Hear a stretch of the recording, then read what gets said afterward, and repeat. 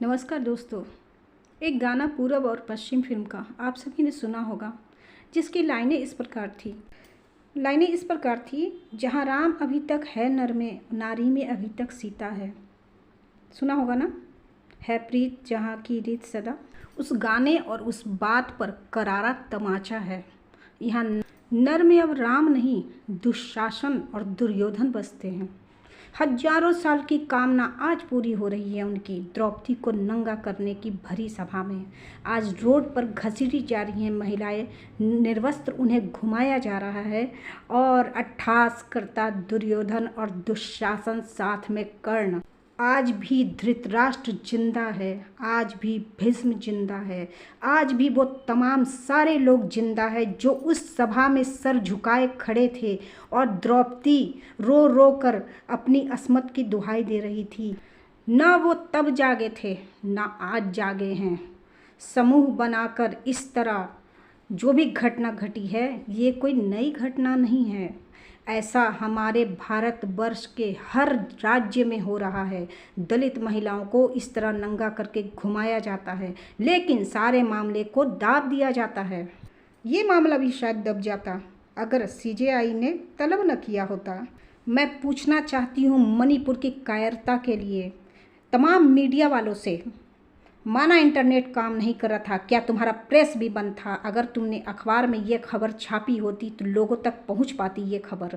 लेकिन सारे के सारे ऊपर से नीचे तक सारे के सारे लोग मिले हुए थे। यहाँ तक कि पुलिस ने भी कोई एक्शन नहीं लिया।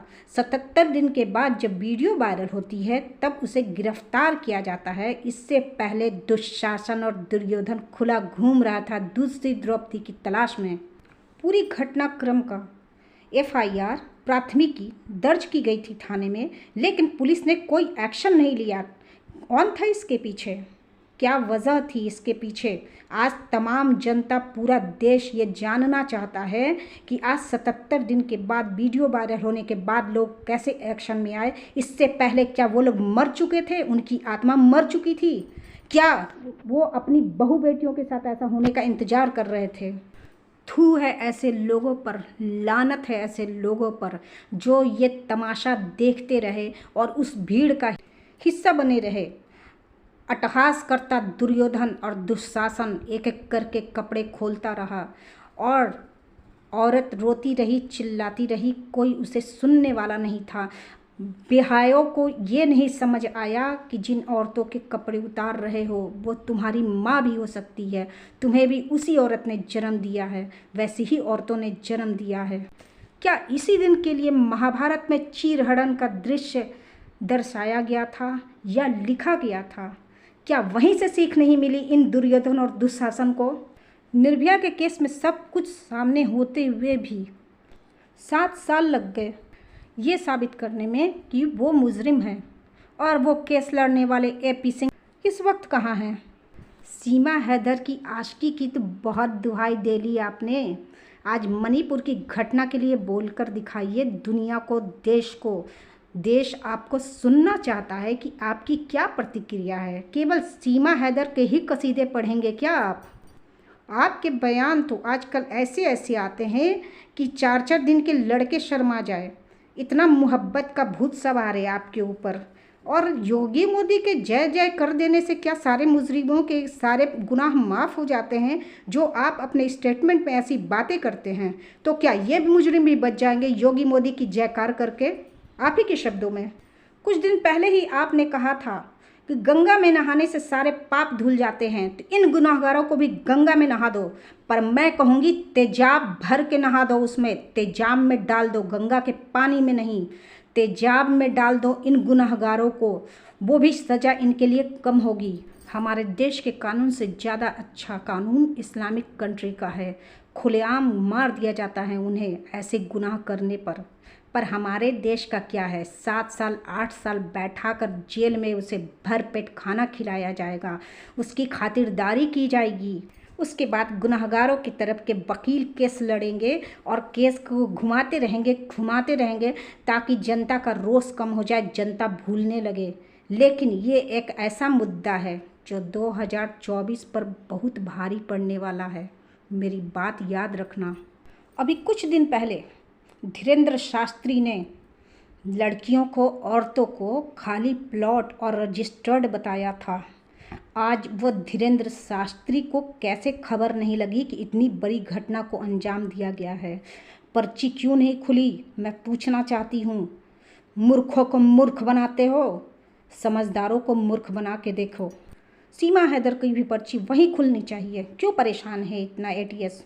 सीमा हैदर की भी पर्ची वहीं खुलवाओ। अभी न प्रूफ किया तो कब प्रूफ करोगे कि तुम सही हो? धर्म अपनी जगह है, धर्म की तौहीन मैं नहीं करती, लेकिन धर्म का पाखंड करने वाले का विरोध करती हूँ मैं। फिर से एक बार याद कीजिए द्रौपदी के चीरहरण की बातें। क्या ये इतिहास वहीं से नहीं शुरू हुआ कि पतियों से दुश्मनी हो तो उनकी पत्नियों को, बेटियों को भरी सभा में ला के नंगा करो?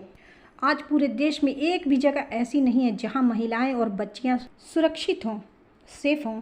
कहीं भी एक ऐसी जगह नहीं है। हर जगह वहशी घूम रहे हैं, दरिंदे घूम रहे हैं अपनी तलाश में, अपने शिकार की तलाश में। कैसे हम अपने बच्चों को बाहर भेजें, कैसे हम खुद बाहर जाएं? कहीं पर भी इस तरह की भीड़ आकर कुछ भी कर सकती है और पुलिस प्रशासन थूकने लायक है। ये लोग, इन लोगों पर थूक देना चाहिए, इनकी वर्दी नोच कर फेंक देनी चाहिए। माना कि उस भीड़ के आगे पुलिस वालों की संख्या कम थी, लेकिन वो पुलिस वाले फ़ोन करके या किसी भी तरह से और लोगों को बुला सकते थे, प्रशासन को फ़ोन कर सकते थे, पूरी फोर्स को बुला सकते थे, लेकिन पुलिस वाले तो खुद तमाशा देख रहे थे, खुद ही निर्लज्जता की सारी हदें पार कर रहे थे। उन्हें शर्म नहीं आई। क्या उनकी बहू बेटियों के साथ ऐसा होता तो वो चुपचाप तमाशा देखते रहते? ये सब होने देते? नहीं होने देते, क्योंकि वो उनकी बेटी थी, क्योंकि उनकी बेटियों की इज्जत है और बाकी लोगों की कोई इज्जत नहीं है। पैरों तले रौंद डालो। अंत में मैं राष्ट्रपति महोदया से गुजारिश करती हूँ कि इस बारे में संज्ञान आप स्वतः लें और जो भी कड़ी से कड़ी सज़ा हो सके इन अपराधियों को दें। दोस्तों, मेरे इस वीडियो के बारे में कमेंट द्वारा अपनी राय ज़रूर दीजिएगा।